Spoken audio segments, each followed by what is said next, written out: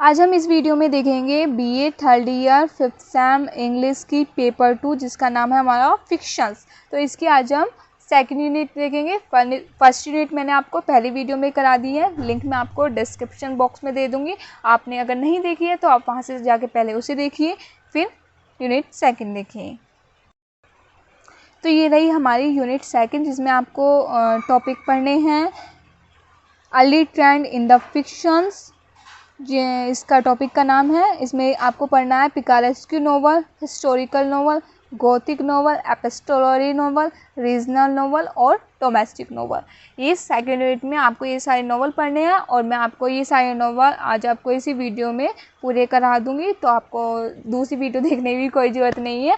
आपको मैं सोच रही हूँ कि आपकी हर यूनिट के एक एक वीडियो बनाऊँ, है ना, और आपको सिर्फ ज़्यादा इंगे जाने की ज़रूरत नहीं है। एक एक वीडियो बनाऊँगी, एक एक यूनिट की 8 यूनिट है तो 8 वीडियो बनाऊँगी, आपकी सारी यूनिट कंप्लीट हो जाएंगी और आपको नोट्स भी प्रोवाइड करा दूँगी, मैं समझा भी दूँगी, नोट्स भी प्रोवाइड करा दूँगी, तो आपको कोई भी टेंशन लेने की अब ज़रूरत नहीं है। तो चलिए वीडियो स्टार्ट करते हैं। पिकारेस्क्यू नोवेल। पिकारेस्क्यू नोवेल क्या होता है? पिकारेस जो शब्द है हमारा स्पेनिश वर्ड पिकारो से मिलकर बना है, जिसका अर्थ है हमारा बेईमान और बदमाश व्यक्ति। ये जो पूरा नोवेल है इसके तरफ इसके चारों ओर ही घूमता रहता है, यही इसका हीरो होता है, ये इसका सेंट्रल कैरेक्टर होता है। वह जो हमारा मेन हीरो है, जो बेईमान जो बदमाश व्यक्ति है, एग्जैक्टली वो ऐसा होता नहीं है, उसकी परिस्थितियाँ ऐसा बना देती है। वो निम्न सामाजिक वर्ग का होता है, बहुत ही गरीब होता है, उसके परिस्थितियाँ ऐसा उसे काम करने पर मजबूर कर देती है, जिसके कारण ही वह हमारी सहानुभूति का एक पात्र बनता है। और वह घुमक्कड़ होता है, मतलब एक स्थान रुकता नहीं है, एक स्थान पे एक स्थान से दूसरे स्थान पर चलता रहता है, घूमता रहता है। ठीक है, और हम इसे देख लेते हैं क्या लिख रहा है इसमें। Picaresque come from the Spanish word. Picaresque Spanish word से लिया गया है, जिसका picaresque come from the Spanish word. Picaresque Spanish word से लिया गया है, पिकारो वर्ड से लिया गया है। पिकारेस स्पेनिश वर्ड का है ये। इट्स मीन इज रग, जिसका मतलब क्या होता है रग और रास्कल, बेईमान और धोखेबाज व्यक्ति। और रग person is the central character, जो सेंट्रल कैरेक्टर होता है और प्रोटोगोनिस्ट होता है नोवेल का। ठीक है, picaresque novel originated in the 16th century. इसका ओरिजिन जो हुआ था, जन्म जो हुआ था 16th सेंचुरी स्पेन में हुआ था, पर लेकिन 17th-18th सेंचुरी में ये पूरे यूरोप में फैल गया था। ठीक है, अब हम आगे देखते हैं।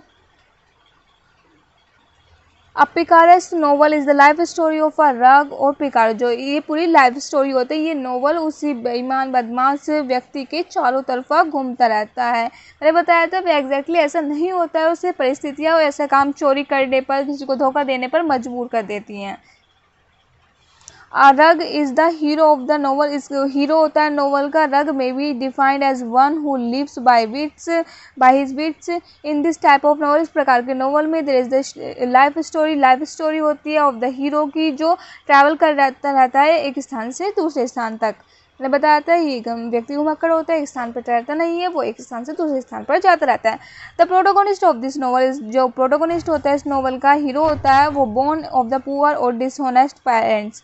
वो एक बहुत ही गरीब और डिसहोनेस्ट यानी बेईमान पेरेंट्स के यहाँ जन्म लेता है। He comes by hook and crooks.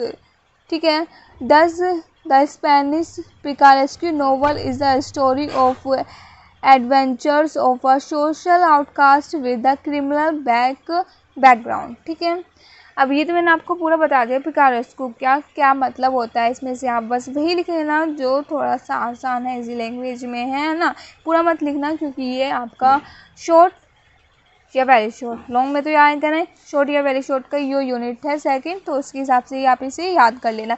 Unit मतलब लॉन्ग क्वेश्चन के लिए बाकी यूनिट है, बाकी बहुत यूनिट है, वे आएंगे उसमें से। ये आपका वेरी शॉर्ट और शॉर्ट यूनिट के ही क्वेश्चंस हैं, तो इनमें आप शॉर्ट और वेरी शॉर्ट के हिसाब से ही प्रिपरेशन करना। ठीक है, एग्जाम्पल बता रही हूँ मैं अब इसका। Tom Jones by Henry Fielding, example याद कर लेना। वेरी शॉर्ट में आ जाते हैं पिकारेस्क्यू के गिव 2 एग्जाम्पल ऑफ पिकारेस्क्यू नोवेल, ऐसे करके आ जाते हैं, तो इनके 2 एग्जाम्पल तो कम से कम आपको याद कर लेने हैं। Tom Jones by Henry Fielding, इनमें से आप कोई 2 भी याद कर लेना जो भी आपको आसान लगे। रॉबिन्सन क्रूसो बाय डैनियल डिफो, ये दोनों ही आसान है, वैसे शुरू के 2 याद कर लेना, ठीक है। हम देख लेते हैं इसकी करेक्टरिस्टिक्स क्या हैं।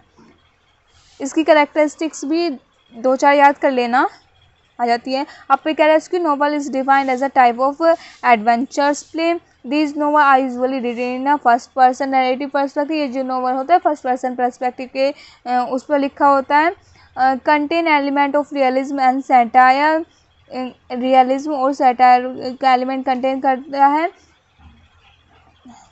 व्यंग किया जाता है, यानी इस नोवेल में व्यंग किया जाता है सामाजिक बुराइयों के प्रति, ठीक है। The story revolve around the everyday life of the picaro. जो स्टोरी है रिवॉल्व घूमती रहती है everyday life of the picaro के। अब नेक्स्ट आ जाता है हमारा हिस्टोरिकल नोवेल। हिस्टोरिकल नोवेल क्या आता है, पहले इसकी मीनिंग से ही समझते हैं। हिस्टोरी मतलब जो हमारी सच्चाई की घटना पर बेस्ड होती है, जैसे मतलब हमारे इतिहास मतलब पीछे जैसा हुआ था वो सच्चाई तो है जो सच्चाई पर बेस्ड होती है। नोवेल का क्या मतलब होता है, फिक्शनल, जो इसमें फिक्शनल कहानी होती है, कुछ भी सत्य नहीं होता है। यानी हिस्टोरिकल नोवेल वह नोवेल है जिसमें सच्चाई और फिक्शंस यानी कल्पना, रियल और कल्पना पर बेस्ड हो। यानी जो ऐसा नोवेल जिसमें रियल स्टोरी और कल्पना यानी फिक्शंस का मिश्रण हो, उसे हम हिस्टोरिकल नोवेल बोलते हैं, ठीक है। अब हम देख लेते हैं इसमें क्या लिखा है। Historical novel is a form, एक फॉर्म है which is neither completely based on history, जो ना ही पूरी तरह से हिस्ट्री पर बेस्ड है यानी सच्चाई पर, और नोर ऑन द फिक्शंस, और ना ही पूरी तरह से फिक्शन पर बेस्ड है। It is a mixtures of both, ये दोनों का मिक्सचर्स होता है। A writer of historical novel, जो राइटर होता है हिस्टोरिकल नोवेल का, हैज़ टू मेंटेन, उसे मेंटेन करना होता है, बैलेंस करना होता है बिटवीन हिस्ट्री और फिक्शंस यानी रियलिटी और फिक्शंस में। इफ़ द फिक्शनल एलिमेंट, यदि फिक्शनल एलिमेंट मतलब अगर हम फिक्शनल एलिमेंट यानी हम कल्पना को हटा दें हिस्टोरिकल नोवेल्स में से, it will not be a historical, फिर वो हिस्टोरिकल नोवेल रह ही नहीं जाएगा, सिर्फ हिस्ट्री हो जाएगी, फिर नोवेल का रह जाएगा। And if historical element grow to, अगर हम हिस्टोरिकल एलिमेंट यानी उसमें पूरी तरह से ज़्यादा सच्चाई को रख दें, सिर्फ कल्पना मात्र की रख दें, तो वो सफ़र करेगा फिक्शन से, यानी फिर उसमें कल्पना बहुत ही कम रह जाएगी, तो वो हिस्टोरिकल नोवेल नहीं कहलाएगा, ठीक है। ये तो बता दिया आपने मैंने हिस्टोरिकल नोवेल क्या है। अब हम देख लेते हैं Sir Walter Scott is called the father of historical novel. आप इसमें ये ध्यान रख लेना उसके फाउंडर कौन थे, फादर कौन थे इस नोवेल के, अक्सर ये आ जाता है। इसके तो हमने बताया था पिकारेस्की नोवेल के थे थॉमस नैसे इसके फाउंडर थे। अब हमने देखा था हिस्टोरिकल नोवेल के फादर या फाउंडर कौन थे, वो थे सर वाल्टर स्कॉट। तो फर्स्ट हिस्टोरिकल नोवेल हमारा है Waverley by sir Walter Scott का। फिर war and the peace by Leo, इसमें से आपको 2 एक ही कर लेना जो आसान हो, है ना, इतने सारे करने की जरूरत नहीं। जैसे ये कर लेना वेवरले, इसमें by sir Walter Scott. Second कर लेना a tale of two cities by Charles Dicken, और ये देख लेना एक रोमोला बाय जॉर्ज एलियट। ये दोनों कर लेना, ये दोनों आसान है वैसे, ठीक है। फिर आ जाएगा हमारा गोथिक नोवेल क्या होता है। गोथिक नोवेल जिसे हम हॉरर, जैसे आप हॉरर मूवी नहीं देखते जिसमें एक भयानक सा सीन होता है, चुड़ैल भूत होते हैं, और जिसकी सेटिंग एक पुराने से महल, खंडर से महल, बड़ा सा महल में होती है, वैसे ही हमारा गोथिक नोवेल होता है जिसे हम हॉरर नोवेल भी बोलते हैं, यानी डरावनी, इसमें डरावनी कहानी होती है। अब हम देख लेते हैं इसमें क्या लिखा है।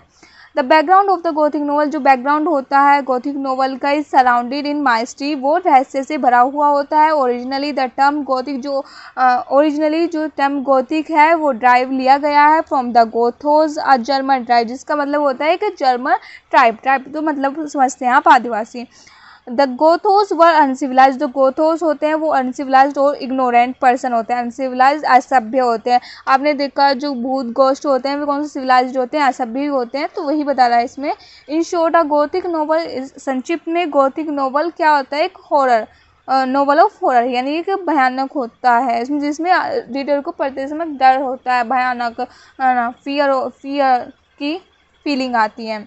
Gothic novel is a kind of pros, एक काइंड ऑफ प्रोज है fictions that become very popular, जो बहुत ही पॉपुलर हुआ था 1760 to 1820 में।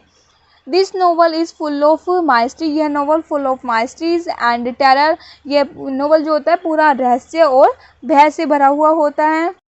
गोथिक नोवेल इज जनरली या मिक्सचर्स ऑफ बोथ, जो गोथिक नोवेल होता है जनरली मिक्सचर्स होता है बोथ का, किसका, रोमांस का एंड हॉरर का, and is sometimes known as a gothic novel, और ये कभी कभी गोथिक नोवेल के नाम से जाना जाता है। Element of mastery, horror, suspense, terrors and associated with gothic novels and its setting in a castle, और इसकी जो सेटिंग होती है वो कास्टल यानी महल हो एंड ओल्ड मैंशन, को जो पुराने मैंशंस निवास होते हैं उन पर होती है।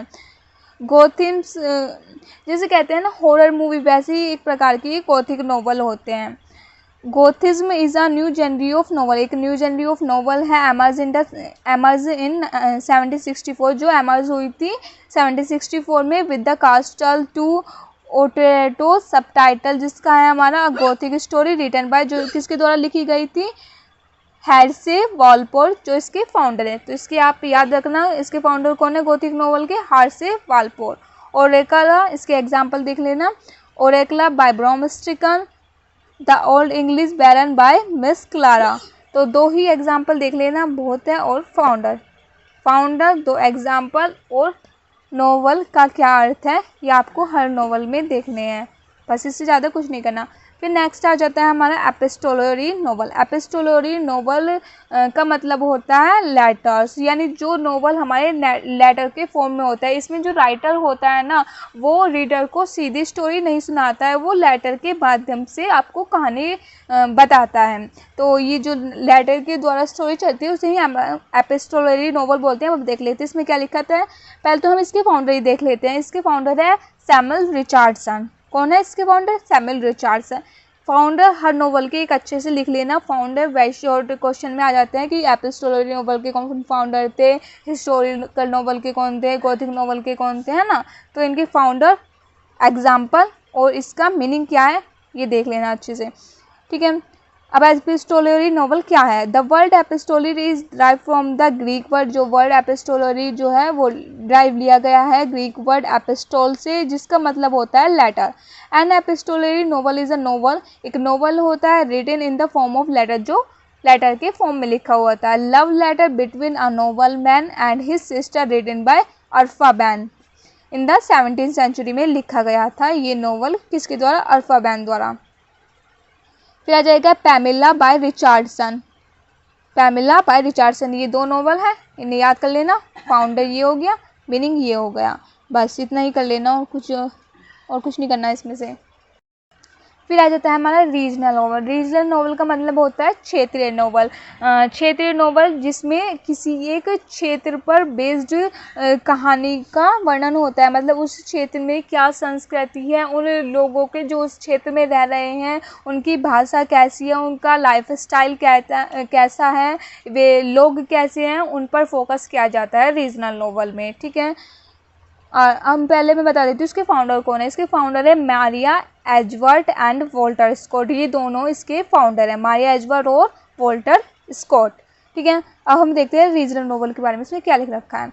Regional novel is a novel, एक नोवेल है डिस्क्राइब पीपल एंड लैंडस्केप, जो डिस्क्राइब वर्णन करता है वहाँ के पीपल और वहाँ के लैंडस्केप के बारे में ऑफ अ पर्टिकुलर एरिया, किसी पर्टिकुलर एरिया की। विच कैन बी इमेजनरी, जो इमेजनरी भी हो सकता है और रियल भी। Regional novel describe the mannerism to traditions, essence and nature surrounding of particular region, ठीक है। ये मैनरिज्म बताता है उस वहाँ के क्या मैनर्स है, ट्रेडिशंस क्या है, एसेंस क्या है और वहाँ का नेचर्स क्या है किसी पर्टिकुलर एरिया का। This novel is concern with everyday life, इसमें एवरीडे लाइफ का बारे में बताया जाता है कि उस एरिया की लोगों की एवरीडे लाइफ क्या है, वे कैसे अपनी लाइफ स्पेंड करते हैं। वेयर द स्टोरी सेट, जहाँ पर स्टोरी सेट होती है, it is a work fictions that portrait the character of the regions and its inhabitants, such as their way of life, social response, social relationships, customs, language, dialects और other facts of their cultures। यानी वे जो वहाँ के लोगों की कैसे way of life, कैसे वे life जीते हैं, सोशल रिलेशनशिप, कस्टम्स, वहाँ की क्या रीति रिवाज है, लैंग्वेज कैसी है, डायलेक्ट्स कैसी है, और अदर फैक्ट्स के बारे में रीजनल नोवेल ये बताता है। A regional novel deal with the man and manner, जो रीजनल नोवेल है डील करता है man and manners, joy and sufferings, up and down of people के living in a particular area, जो किसी पर्टिकुलर एरिया में रहते हैं, जिसमें वो नोवेल एक किसी पर्टिकुलर एरिया के बारे में बताता है, उनके लोगों के बारे में, उनकी वहाँ क्या कस्टम्स हैं, वहाँ की क्या लैंग्वेज है, वहाँ की क्या सोशल रिलेशनशिप हैं, उन सब के बारे में बताता है किसी एक पर्टिकुलर एरिया के बारे में क्या regional novel. By a defined boundaries, है ना, किसी एक पर्टिकुलर एरिया के बारे में, जिसमें किसी एक एरिया के बारे में बताता है, किसी एक पर्टिकुलर रीजन के बारे में। इसके अब एग्जांपल देख लेते हैं। Harper Lee To Kill a Mocking Bird, ये आपके में सिलेबस में भी है, हार्पर ली का To Kill a Mocking Bird. Thomas Hardy Return to the Nations, ये दो एग्जाम्पल हैं रीजनल नोवेल के, और मैंने आपको इसका फाउंडर बता दिया है, Maria Edgeworth and Walter Scott, meaning हो गया है। अब हम चलते हैं नेक्स्ट टॉपिक पर, नेक्स्ट नोवेल पर। नेक्स्ट नोवेल का नाम है हमारा डोमेस्टिक नोवेल। डोमेस्टिक नोवेल यानी घरेलू नोवेल, इसमें घरेलू के बारे में बताया जाता है कि घर में क्या होता है, ठीक है। डोमेस्टिक नोवेल इज़ अ सब जनरी ऑफ लिटरेचर, एक सब जनरी लिटरेचर की है, that was mostly produced for girls, जो मोस्टली प्रोड्यूस की गई थी गर्ल्स के लिए एंड यंग वुमेन के लिए इन द 19th सेंचुरी में।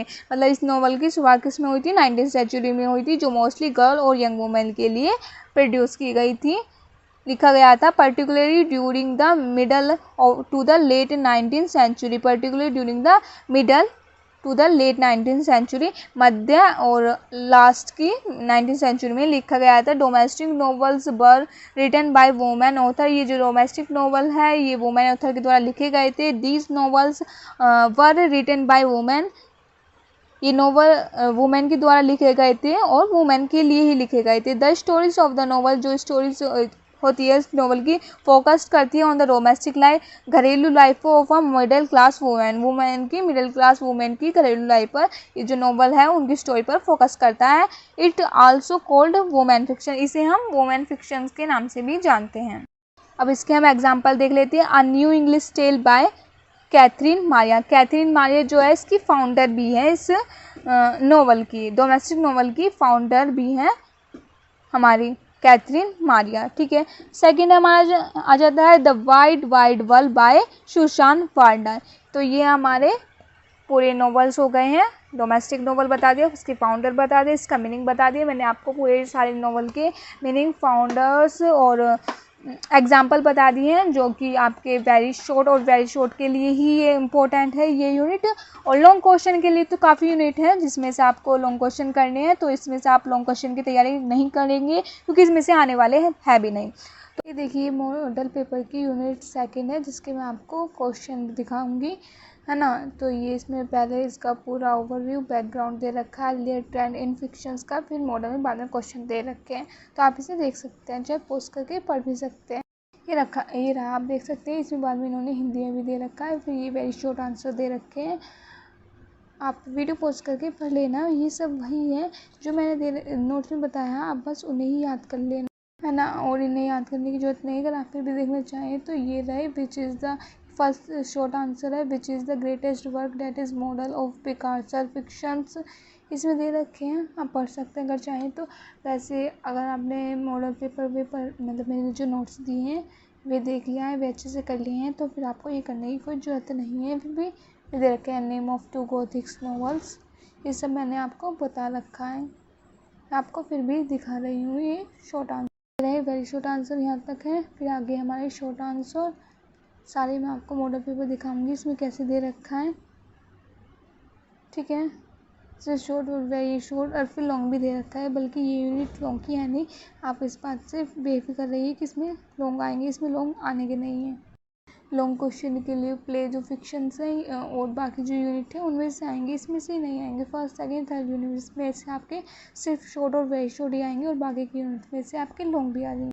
और यूनिट में से आपके वेरी शॉर्ट, शॉर्ट और लॉन्ग भी आएंगे बाकी के यूनिट में से, पर लेकिन ये यूनिट सिर्फ शॉर्ट और वेरी शॉर्ट की ही है। तो ये आपकी यूनिट पूरी ख़त्म होगी। तो चलिए मिलते हैं अगली वीडियो में, जिसमें हम देखेंगे unit third, trends in 20th and 21st century fiction. तो चलिए तब तक के लिए बाय बाय।